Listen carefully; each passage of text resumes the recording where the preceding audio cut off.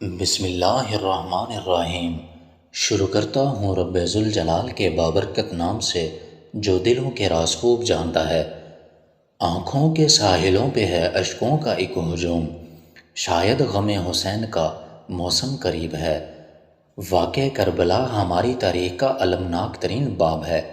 نبی مہربان صلی اللہ علیہ وسلم کی رحلت کے نصف صدی بعد آپ کے محبوب نواسے کو، ان کے پورے اہل و عیال کو اس بے دردی کے ساتھ تحقیق کر دینا اموی حکومت کے دامن پر سیاہ ترین دھبا ہے۔ اس کا سبب محض یہ تھا کہ اموی حکمران یزید کی حکومت باقی نہ رہ سکتی تھی۔ اگر امام حسین زندہ رہتے، یزید اور اس کے لاؤ لشکر نے جس سنگدلی اور شقاوت کا مظاہرہ کیا وہ ہر لحاظ سے قابل مذمت ہے۔ ان واقعات کا علمی تجزیہ تو ہونا ہی چاہیے، مگر افراط و تفریط کا شکار ہو کر تاریخ کو اپنی منمانی تعبیر کے سانچے میں نہیں ڈالنا چاہیے۔ مسند واقعات کی کسوٹی پر تمام کرداروں کو پرکھا جائے تو ہر ایک کا درست تعارف سامنے آ جاتا ہے۔ کربلا کی دوپہر کے بعد رقت انگیز داستان سننے سے پہلے ایک لرزہ خیز اور دردمند منظر آنکھوں کے سامنے لائیے تو آئیے پڑھتے ہیں ہم اپنے واقعہ کربلا کی جانب۔ 61 ہجری میں حضرت امیر معاویہ رضی اللہ عنہ کا انتقال ہو گیا تھا۔ یہ یزید حضرت امیر معاویہ رضی اللہ عنہ کا بیٹا تھا۔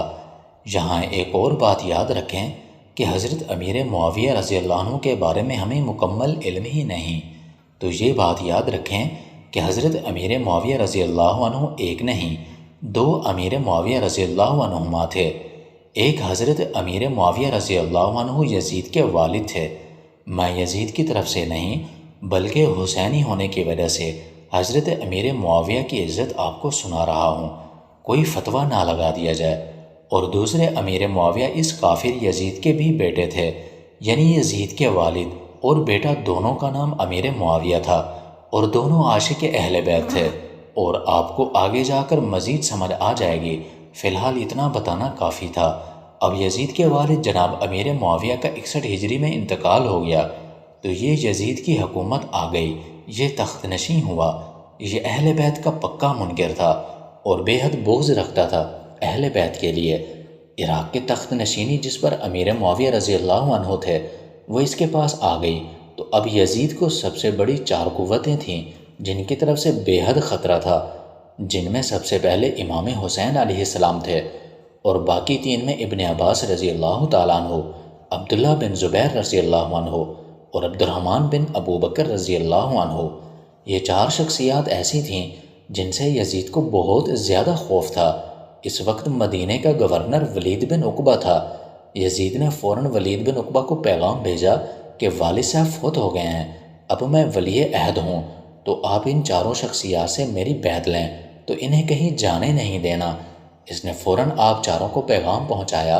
جب پیغام پہنچایا تو عبداللہ بن زبیر سمجھ گئے تھے اس چال کو، اس لیے وہ پہلے ہی ہجرت کر کے مکہ مکرمہ چلے گئے۔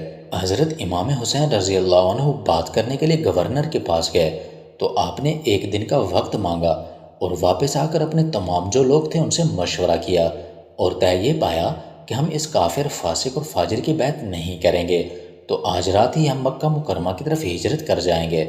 صبح تہجد کو وقت طے پایا ہجرت کے لیے۔ امام حسین رضی اللہ عنہ اور آپ صلی اللہ علیہ وسلم کے روضہ مبارک پر حاضر ہوئے اور اجازت طلب کی کہ جو کچھ ہو رہا ہے آپ کے سامنے ہے تو مجھے مکہ مکرمہ ہجرت کرنی ہوگی۔ یہ کہتے ہوئے آپ اشکبار آنکھوں سے مکہ مکرمہ کی طرف روانہ ہو گئے۔ یہ خاص سحری کا وقت تھا۔ یہاں ایک بات وہ لوگ سمجھ سکتے ہیں جو مدینہ منورہ گئے ہوں کہ جب مدینہ سے واپسی کا وقت ہوتا ہے نہ تو 15-20 دن گزرنے کے بعد ایسا لگتا ہے کہ جیسے اب جاتے ہوئے جان نکل رہی ہے اور دل خون کے آنسو رو رہا ہوتا ہے مدینہ پاک سے نکلتے ہوئے۔ ذرا سوچئے جن کا بچپن ہی مدینے میں گزرا ہو، جن کو نبی کریم صلی اللہ علیہ وسلم نے کندھوں پر بٹھا کر مدینہ گھمایا ہو، ایسے کریم نوازوں کے دل پر کیا گزر رہی ہوگی جب وہی مدینہ چھوڑ کر نکلے ہوں گے اپنے بابا کے دین کے لیے۔ آپ اسی صبح کو مکہ مکرمہ پہنچے تو ادھر یزید نے راتوں رات اپنے لوگ بھیجے کہ عبداللہ بن زبیر اور امام حسین رضی اللہ عنہ کے ساتھ کچھ معاملہ کیا جائے۔